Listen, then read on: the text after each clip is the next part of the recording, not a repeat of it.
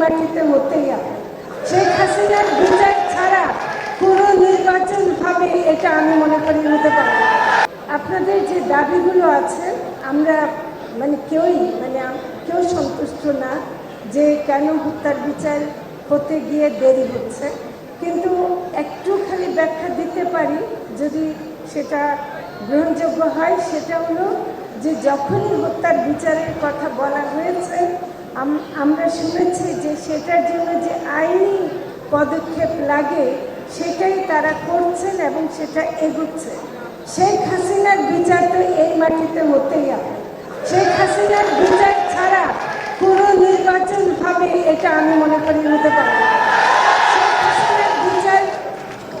শেখ হাসিনা এমন একজন যে তাকে যদি বিচার করতে না পারে তাহলে এই দেশের নির্বাচন হওয়া বা অন্য কোনো সরকার আসা তাদের হাতে বিচারের ভার ছেড়ে দেওয়া এই অন্তর্বর্তীকালীন সরকার তা করতে পারে।